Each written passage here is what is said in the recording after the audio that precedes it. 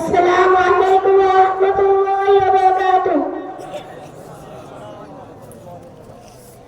نحمده ونصلي على رسوله الكريم. أما بعد، فأعوذ بالله من الشيطان الرجيم. بسم الله الرحمن الرحيم.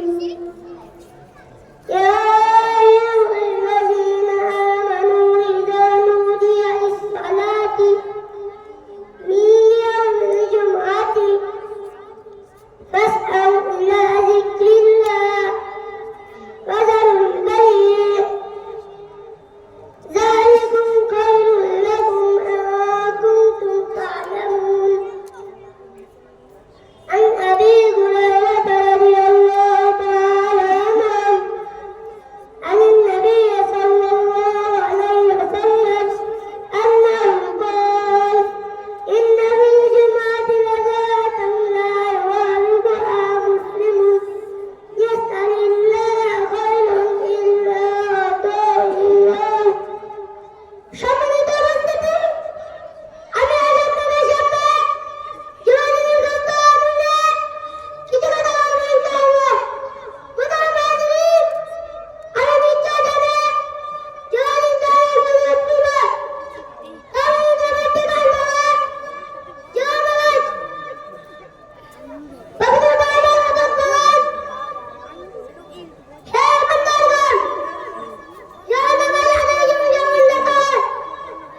তখন আল্লাহর সংগ্রামে দ্রুত চলে যাও এবং নাজির বর্জন করো। এটাই তোমাদের জন্য উত্তম। জয় তোমরা বোঝো।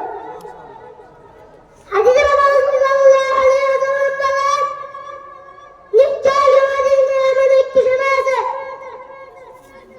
সে সময় মসজিদে আল্লাহর কাছে কোনো কল্যাণ চায়, তারা কিন্তু অবশ্যই সেরকম করে। জুমার দিনে কিছু দিন কেমন?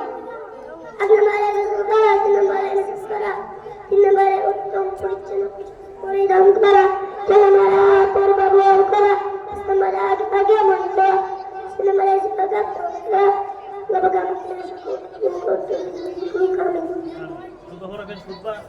খুতবা দিতে হবে না? আর দিতে সে খুতবাটা একটু দেন, হুজুর আসতেছে, দেরি হইতেছে। الحمد لله الذي قصر الحج في كتابه على التدبر والاعتبار والنظر والاستقامة، واشهد ان لا اله الا الله وحده لا شريك له، واشهد ان سيدنا محمدا عبده ورسوله خير الانام بسالك صلى الله عليه وعلى اله وصحبه وسلم.